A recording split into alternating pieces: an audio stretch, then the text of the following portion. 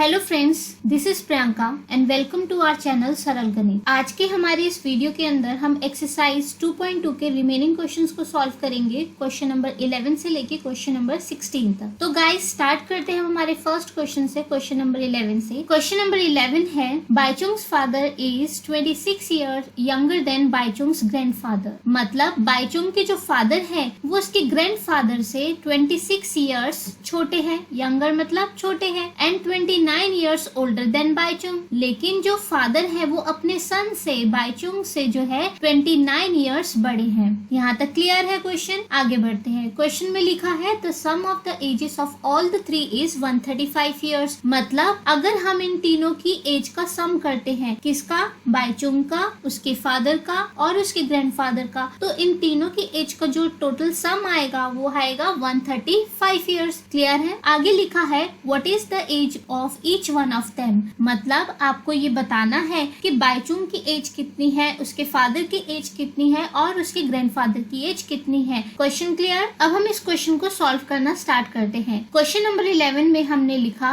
Late the Baichung's father age be x years. हमने माना कि जो बाईचुंग के फादर हैं वो अभी कितने ईयर्स के हैं? एक्स ईयर्स के हैं। एक्स एक वेरिएबल है, वो कुछ भी हो सकता है। मतलब बाईचुंग के जो फादर है वो कितने भी ईयर्स के हो सकते हैं। क्लियर है। अब हमने फादर की एज को तो एक्स मान लिया, तो ग्रैंडफादर और बाईचुंग की एज क्या लिखेंगे हम? देखो क्वेश्चन में हमें बताया गया था कि जो फादर है, बाईचुंग के जो फादर है वो उसके ग्रैंडफादर से 26 ईयर्स क्या है? यंगर हैं, छोटे हैं। अगर फादर 26 ईयर्स छोटे हैं तो इसका मतलब क्या हुआ? ग्रैंडफादर जो है वो फादर से 26 ईयर्स बड़े हुए, है ना। तो अगर हम बाईचुंग के फादर की एज में 26 को ऐड कर देंगे तो हमें क्या मिलेगा? ग्रैंडफादर की एज कितना? x plus 26 years. Okay, x और 26 ऐड नहीं होगा क्योंकि एक वेरिएबल है और दूसरा क्या है? कांस्टेंट है। आगे बढ़ते हैं। अब बाईचुंग की एज की बात करते हैं। फिर हमें क्वेश्चन में बताया गया कि जो बाईचुंग के फादर है वो बाईचुंग से जो है 29 ईयर्स क्या है? बड़े हैं। अगर फादर अपने सन से 29 ईयर्स बड़े हैं तो इसका मतलब तो ये भी हुआ ना कि जो सन है वो अपने फादर से 29 ईयर्स छोटा है ना। तो अगर हम फादर की एज में से मतलब x में से 29 को सब्ट्रैक्ट कर देंगे तो हमें सन की एज मिल जाएगी। इसीलिए हमने क्या लिखा? Baichung's age is equals to x minus 29 years. Clear है। Now according to the question तीनों की एज का सम कितना है? 135 ईयर्स। मीन्स फादर की एज प्लस ग्रैंडफादर की एज एंड बाईचुंग की age equals to 135 years. Father कितने ईयर्स के थे? x यहाँ लिखा, ग्रैंडफादर x प्लस 26 यहाँ पर लिखा हमने, एंड बाईचुंग कितनी एज का है? x माइनस 29, उसको हमने यहाँ लिखा, और इन सब का सम इक्वल्स टू 135। अब हम इस इक्वेशन को सॉल्व करेंगे किस तरह से? वेरिएबल को वेरिएबल के साथ एंड कांस्टेंट नंबर को कांस्टेंट के साथ। Now x plus x is 2x, 2x plus x is 3x, तो हमने यहाँ पे क्या लिखा? 3x। अब हमारे पास क्या बचा? Plus 26 and minus 29। तो बच्चों प्लस माइनस क्या होता है? प्लस माइनस होता है माइनस, तो इसका मतलब 29 में से 26 गया तो आंसर कितना आया? 3। और क्योंकि 29 और 26 के अंदर 29 जो है वो ग्रेटर है, तो इसलिए आंसर में जो साइन आएगा वो क्या आएगा? ग्रेटर नंबर का साइन आएगा, और वो क्या है? माइनस। तो यहाँ पे क्या बनी इक्वेशन हमारी? 3x minus 3 is equals to 135। अब इसको कैसे सॉल्व करेंगे? माइनस 3 उधर जाएगा तो क्या बन जाएगा? प्लस 3। 135 प्लस 3 कितना होता है? 138 होता है। तो ये क्या आया? 3x is equals to 138। अब 3 जो है यहाँ पे x को मल्टीप्लाई कर रहा है तो दूसरी साइड आकर क्या हो जाएगा? डिवाइड हो जाएगा। 138 डिवाइडेड बाय 3 कितना होता है? 46। तो हमारी x की वैल्यू कितनी आ गई? 46 आ गया। सिंपल। x की वैल्यू आ गई तो हम तीनों की एज को फाइंड कर सकते हैं। हमने बाईचुंग्स के फादर की एज क्या मानी थी? x ईयर्स, तो x यानी कि 46। फादर जो है वो 46 ईयर्स के है। ग्रैंडफादर की एज को हमने क्या लिखा? तो ऊपर x plus 26, right. x plus 26, तो x की जगह यहाँ पे हम 46 पुट करेंगे क्योंकि हमने x की वैल्यू 46 निकाला है। 46 प्लस 26 कितना होता है? 72 ईयर्स। तो इसका मतलब ग्रैंडफादर जो है वो कितने ईयर्स के हैं? 72 ईयर्स के हैं। आगे बढ़ते हैं। बाईचुंग की एज को हमने क्या लिखा था? x माइनस 29, मतलब 46 माइनस 29, और कितना आया ये? 17 ईयर्स। तो इसका मतलब बाईचुंग कितनी एज का है? 17 ईयर्स का। क्वेश्चन बहुत आसान है। क्लियर है। तो अब हम इसको स्टेटमेंट फॉर्म में कैसे लिखेंगे? Therefore Baichung's age is 17 years and his father's and grandfather's age are 46 years and 72 years respectively. बहुत सिंपल क्वेश्चन था। अब हम मूव करते हैं हमारे क्वेश्चन नंबर 12 की तरफ। तरफ। क्वेश्चन नंबर 12 में लिखा है 15 years from now Ravi's age will be 4 times his present age। आज से 15 साल बाद रवि की जो एज होगी वो उसकी प्रेजेंट एज यानी कि अभी की एज के 4 टाइम्स के बराबर होगी। क्लियर है ये लाइन? आगे पढ़ते हैं। What is Ravi's present age? Question में आपसे पूछा गया है कि रवि की प्रेजेंट एज यानी कि रवि जो है अभी कितने साल का है, आपको ये बताना है। क्वेश्चन हमें क्लियर है? अब हम इसको सॉल्व करने की कोशिश करते हैं। हमें नहीं पता कि जो रवि है वो प्रेजेंटली कितने इयर्स का है, तो हम एज्यूम करते हैं let the Ravi's present age be x years. हमने माना कि रवि जो है अभी x इयर्स का है। अब ये x कुछ भी हो सकता है, वो हम इक्वेशन को सॉल्व करके निकालेंगे। क्लियर है? अगर बच्चों आप अभी 10 साल के हो तो 15 साल बाद आपकी एज कितनी होगी? 25 है ना। कैसे निकाल सकते हैं? 15 साल बाद आपकी जो एज है वो 15 साल और ऐड हो जाएगी यानी कि 10 + 15 हो जाएगा। 10 + 15 कितना आ गया? 25। तो उसी तरह से रवि की एज भी हुई ना। अगर रवि अभी x इयर्स का है तो 15 साल बाद उसकी जो एज होगी उसको कैसे निकालेंगे? x + 15। मतलब अभी की एज में हम क्या करेंगे? 15 ऐड कर देंगे। बट ये दोनों आपस में ऐड नहीं होगा क्योंकि x एक वेरिएबल है और 15 एक कांस्टेंट है। कांस्टेंट एंड वेरिएबल कभी भी एक दूसरे को प्लस और माइनस नहीं करते। क्लियर है? तो हमने क्या लिखा? Ravi's age after 15 years will be x + 15 years। Okay, move करते हैं हम आगे की तरफ। According to the question 15 years from now Ravi's age will be 4 times his present age। मतलब आज से 15 साल बाद रवि की जो एज होगी वो उसकी प्रेजेंट एज के 4 टाइम्स के बराबर होगी। क्लियर है? रवि's एज आफ्टर 15 years इज x + 15 which is equals to 4 into present age. Present age कितनी है? x। तो 4 into x कितना हो गया? 4x। तो हमारा इक्वेशन क्या बना? x + 15 equals to 4x। Now इसको सॉल्व करते हैं। x दूसरी साइड जाएगा तो क्या हो जाएगा? -x। क्योंकि x के आगे कोई साइन नहीं है तो हम क्या मानेंगे? प्लस x उधर गया, क्या बन गया? -x। नाउ 4x में से x गया, कितना बचा? 3x। 3x यानी कि 3x के साथ मल्टीप्लाई हो रहा है। अगर 3 यहाँ मल्टीप्लाई हो रहा है तो दूसरी साइड आके क्या हो जाएगा? डिवाइड। तो 15 डिवाइडेड बाय 3 कितना होता है? 5 होता है। x की वैल्यू कितनी आ गई? 5। अब ये हम क्या फाइंड कर सकते हैं? रवि की प्रेजेंट एज। रवि की प्रेजेंट एज को हमने क्या माना था? x इयर्स, और x कितना आया हमारा? 5 इयर्स। तो इसका मतलब रवि जो है अभी 5 इयर्स का है। Therefore Ravi's present age is 5 years. बहुत सिंपल क्वेश्चन है। अब हम मूव करते हैं क्वेश्चन नंबर 13 की तरफ। क्वेश्चन नंबर 13 में लिखा है a rational number is such that when you multiply it by 5/2 and add 2/3 to the product you get -7/12। एक ऐसा रैशनल नंबर है जब आप उसको 5/2 से मल्टीप्लाई करते हैं, मल्टीप्लाई करने के बाद जो आंसर आता है आप उसमें 2/3 को ऐड करते हैं, तो जो आपका फाइनल आंसर आता है वो आपको कितना मिलेगा? -7/12। Question clear? अब आपको बताना है व्हाट इज द नंबर, वो रैशनल नंबर क्या है, ये आपको फाइंड करना है। तो सॉल्व करते हैं। हमें नहीं पता वो रैशनल नंबर क्या है, तो उस रैशनल नंबर को हम क्या एज्यूम कर लेंगे? x।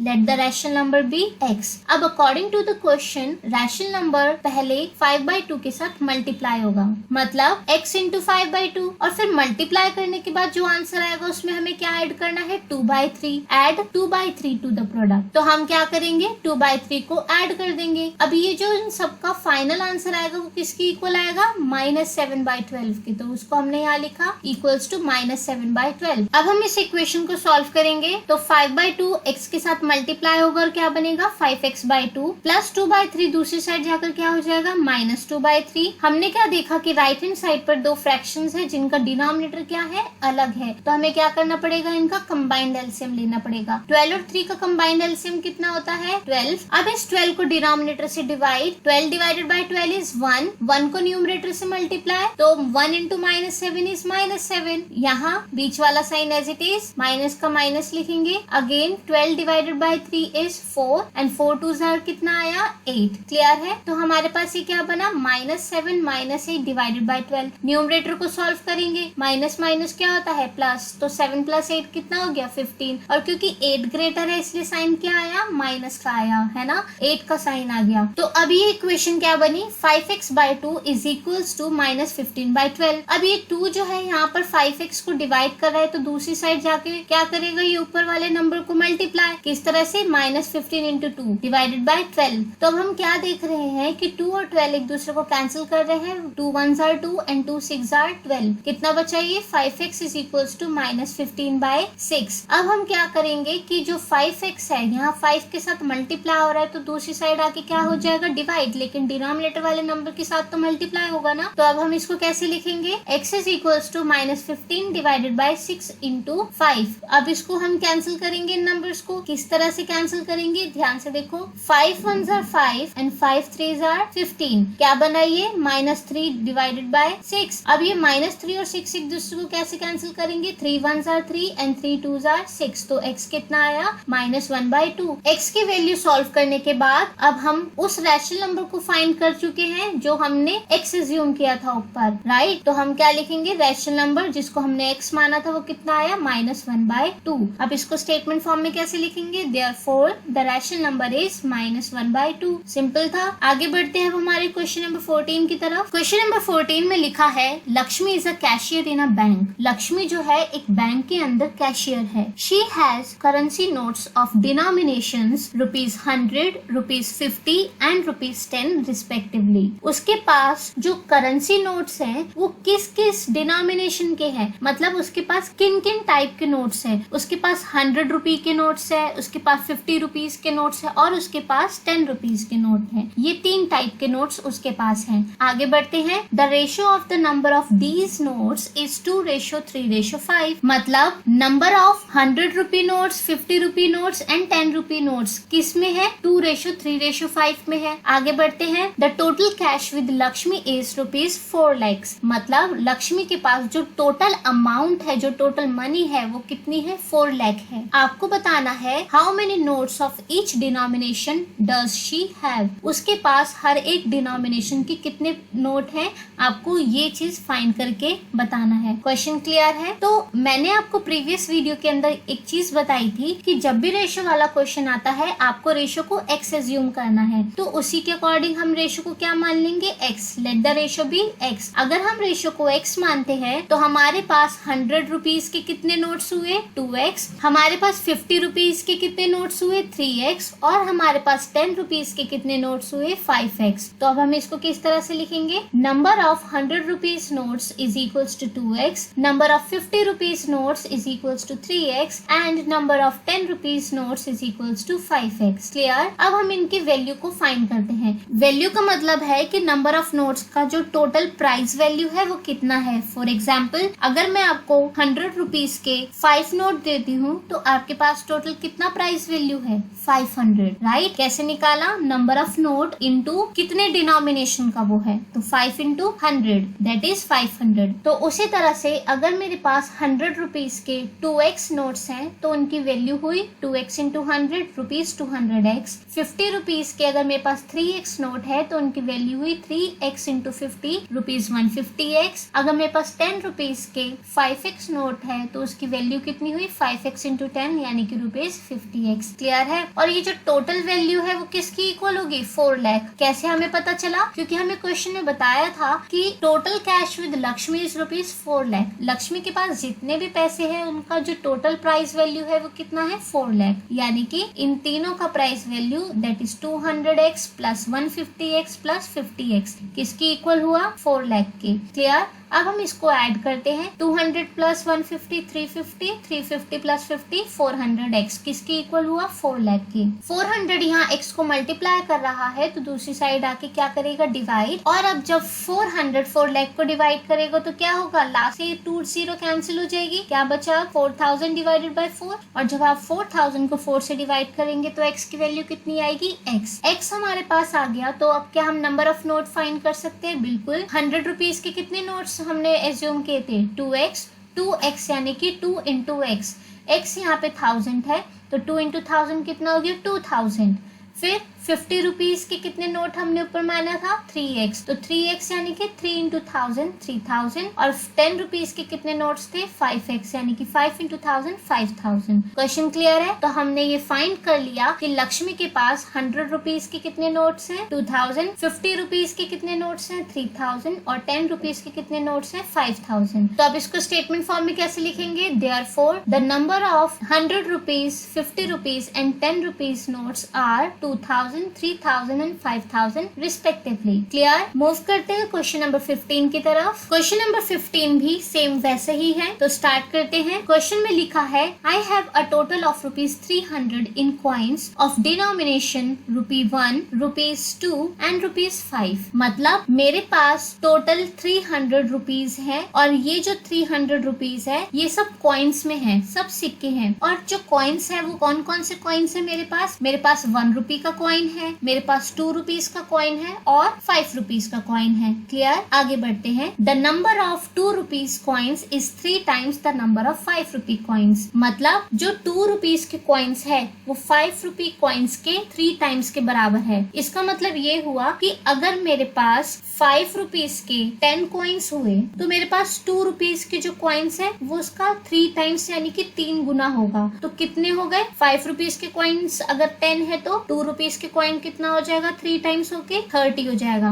क्लियर है? तो आगे बढ़ते हैं इसी चीज को समझते हुए। फिर उसने क्या लिखा? The total number of coins is 160। मतलब मेरे पास जितने भी कॉइन्स है वो सब कितने हैं? 160 कॉइन्स है। फिर आपको बताना है how many coins of each denomination are with me. मतलब मेरे पास हर एक डिनोमिनेशन के कितने कितने कॉइन है। मेरे पास 1 रुपए के कितने कॉइन्स है, 2 रुपीज के कितने कॉइन्स है एंड 5 रुपीज के कितने कॉइन्स है, आपको ये फाइंड करना है। अब इस क्वेश्चन को सॉल्व करते हैं। क्वेश्चन में हमारे पास गिवन क्या था कि टोटल नंबर ऑफ कॉइन्स हमारे पास 160 है, तो हम इसको लिखेंगे total number of coins is equals to 160। फिर हमें ये बताया था कि जो 2 रुपीज के कॉइन्स है वो 3 टाइम्स है 5 रुपीज के कॉइन्स की। तो हमें नहीं पता 5 रुपी कॉइन्स हमारे पास कितने हैं। अगर पता होता तो हम उसका 3 टाइम्स कर लेते। तो अब जब हमें नहीं पता तो हम उसको क्या एज्यूम करेंगे? x। Let the number of 5 rupees coins be x। तो हमने माना कि हमारे पास 5 रुपए के कितने कॉइन्स है? x। अगर ये x है तो 2 रुपीज के कितने कॉइन्स हो जाएगा? 3 टाइम्स यानी कि 3x। तो हमने यहाँ पे ये तो फाइंड कर लिया कि 5 रुपए के कॉइन्स x है, 2 रुपए के कॉइन्स 3x है। तो 1 रुपए के कितने कॉइन होंगे?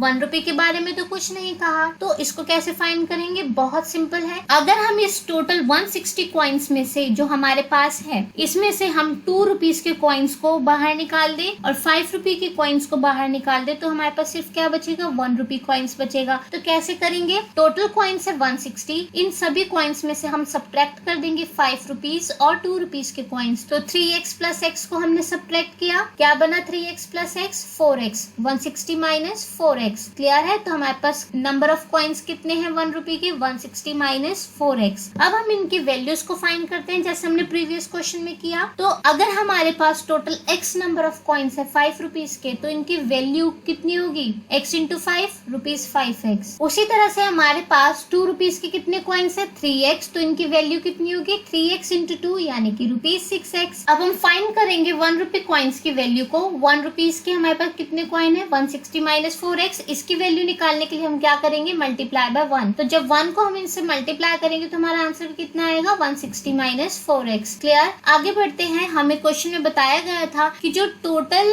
वैल्यू ऑफ मनी है वो कितना है? ₹300। यानी कि इन तीनों की वैल्यू को अगर हम ऐड करते हैं तो किसकी इक्वल आता है? 300 की। कैसे? 5x plus 6x plus 160 minus 4x is equals to 300। अब हम वेरिएबल को वेरिएबल में सॉल्व करेंगे एंड कांस्टेंट को कांस्टेंट में। तो 5x प्लस 6x कितना होता है? 11x। 11x में से 4x गया, कितना बचा? 7x। क्या बनी इक्वेशन हमारी? 160 plus 7x is equals to 300। अब ये 160 जो है दूसरी साइड जाकर क्या हो जाएगा? माइनस 160। तो 300 में से 160 सब्ट्रैक्ट करेंगे तो कितना आएगा? 140। तो जो हमारी इक्वेशन बनी वो बनी 7x इज इक्वल्स टू 140। 7 यहाँ x के साथ मल्टीप्लाई हो रहा है तो दूसरी साइड आके क्या हो जाएगा? डिवाइड। 140 को जब हम 7 से डिवाइड करेंगे तो x की कितनी वैल्यू आएगी? 20। x की वैल्यू आ गई हमारी। अब हम क्या कर सकते हैं? नंबर ऑफ कॉइन्स फाइंड कर सकते हैं। 5 रुपए के कॉइन्स को हमने क्या माना था? x, और x किसकी इक्वल आया? 20। और नंबर ऑफ 2 रुपी कॉइन्स हमने क्या माना था? 3x। तो 3 इंटू x, 3 इंटू 20 कितना आएगा? 60। सिमिलरली 1 रुपी कॉइन्स को हमने क्या लिखा था? 160 माइनस 4x। 4x यानी कि 4 इंटू 20 20, तो 4 इंटू 20 कितना आया 80। 160 में से जब 80 को हम सब्ट्रैक्ट करेंगे कितना आएगा 80। तो अब हमें पता चल गया कि हमारे पास 5 रुपीज के कितने कॉइन्स है 20, 2 रुपीज के कितने कॉइन्स है 60 और 1 रुपए के कितने कॉइन्स है 80। इसी को अब हम स्टेटमेंट फॉर्म में लिखेंगे, therefore the number of ₹5, ₹2 and ₹1 coins are 20, 60 and 80 respectively. Clear है क्वेश्चन। अब हम आगे बढ़ते हैं हमारे लास्ट क्वेश्चन की तरफ, क्वेश्चन नंबर 16। क्वेश्चन नंबर 16 में लिखा है, the organisers of an essay competition decide that a winner in the competition gets a prize of ₹100 and a participant who does not win gets a prize of ₹25। मतलब एक ऐसी competition के अंदर organisers जो है वो डिसाइड करते हैं कि जो भी पार्टिसिपेंट जीतेगा उसको 100 रुपीज का प्राइज मनी दिया जाएगा, लेकिन वो पार्टिसिपेंट्स जो नहीं जीतेंगे उनको सिर्फ 25 रुपीज का प्राइज मनी दिया जाएगा। क्लियर। आगे लिखा है, the total prize money distributed is ₹3000, यानी कि जो टोटल प्राइज मनी डिस्ट्रीब्यूट किया गया वो कितना है 3000। अब आपको फाइंड क्या करना है, find the number of winners. कितने विनर्स जो थे उस कंपटीशन के अंदर आपको ये बताना है। If the total number of participants is 63, अगर 63 लोगों ने पार्टिसिपेट किया था उस कंपटीशन के अंदर तो विनर्स कितने हैं आपको ये बताना है। Question clear. अब हम इसको सॉल्व करते हैं। हमें नहीं पता कि कितने विनर्स हैं, बट हमें क्या पता है टोटल नंबर ऑफ पार्टिसिपेंट्स। तो हम इसको सबसे पहले लिखेंगे, total number of participants is equals to 63। हमें नहीं पता विनर्स कितना है तो हम क्या लिखेंगे, let the number of winners be x। अगर टोटल विनर्स x है तो कितने जो पार्टिसिपेंट्स हैं वो कंपटीशन नहीं जीते, टोटल पार्टिसिपेंट्स में से विनर्स को सब्ट्रैक्ट कर दो, 63 माइनस x है ना। तो हम क्या लिखेंगे, number of participants who did not win is equals to 63 minus x, यानी कि टोटल पार्टिसिपेंट्स में से हम विनर्स को सब्ट्रैक्ट कर देंगे तो सिर्फ हमारे पास वो पार्टिसिपेंट्स बचेंगे जो कंपटीशन को नहीं जीते। आगे बढ़ते हैं। तो गाइस, अगर मानो 2 बच्चे उस कंपटीशन को जीते होते तो उनको कितना प्राइस मिलता, 2 इंटू 100, यानी कि 200 प्राइस मनी मिलता। तो इसी तरह से यहाँ पे कितने विनर्स हैं, x नंबर ऑफ विनर्स है तो इनको कितना प्राइस मनी जाएगा, x इंटू 100 यानी कि ₹100x है ना। तो हम इसको क्या लिखेंगे, total money given to winners is equals to x into 100 that is ₹100x। Similarly total money given to participants who did not win is total number of participants multiply by 25। तो 63 minus x into 25। अब ये 25 पूरे bracket को multiply कर रहा है तो with in the brackets जितने भी नंबर से सबको मल्टीप्लाई करेगा। फर्स्टली 25 63 को मल्टीप्लाई करेगा तो कितना बना 1575, बीच में माइनस का sign as it is. Now 25 into x कितना हो गया 25x। क्लियर। हमें क्वेश्चन में बताया गया था कि जो टोटल प्राइज मनी डिस्ट्रीब्यूट किया गया वो कितना है 3000, मतलब विनर्स को जितना दिया प्लस इन पार्टिसिपेंट्स को जितना दिया। तो 100x प्लस हम क्या करेंगे, इस अमाउंट को ऐड कर देंगे जो किसके इक्वल आएगा 3000 के। तब इसको सॉल्व करते हैं। 100x माइनस 25x कितना होता है 75x plus 1575 as it is किसके इक्वल है 3000 के, प्लस 1575 दूसरी साइड आके क्या हो जाएगा सब्ट्रैक्ट, और इसको जब हम 3000 में से सब्ट्रैक्ट करेंगे आंसर कितना आएगा 1425, और 75 यहाँ x के साथ मल्टीप्लाई हो रहा है तो दूसरी साइड आके क्या हो जाएगा डिवाइड, और जब हम 1425 को 75 से डिवाइड करेंगे तो आंसर कितना आएगा 19, मतलब x आ गया 19। x क्या था हमारा नंबर ऑफ विनर्स। तो इसका मतलब हमने ये फाइंड कर लिया कि इस कंपटीशन को कितने लोगों ने विन किया, 19 लोगों ने विन किया। क्लियर है। तो अब हम इसको कैसे लिखेंगे, नंबर ऑफ विनर्स जिसको x एज्यूम किया था किसकी इक्वल है 19 के। अब इसको स्टेटमेंट फॉर्म में कैसे लिखेंगे, therefore the number of winners are 19। Question बहुत सिंपल था। आई होप आपको ये सभी क्वेश्चंस बहुत अच्छे से समझ आए होंगे, लेकिन अगर आपको फिर भी इन क्वेश्चंस में कुछ डाउट है तो आप हमें कमेंट करके बता सकते हैं, या फिर आप हमें कांटेक्ट भी कर सकते हैं इस नंबर पर जो आपको स्क्रीन पर दिया गया है। तब तक के लिए आप इन क्वेश्चंस को बहुत अच्छे से प्रैक्टिस कीजिए। नेक्स्ट वीडियो जो हम लेकर आएंगे वो होगी एक्सरसाइज 2.3 से रिलेटेड। तब तक के लिए बाय बाय।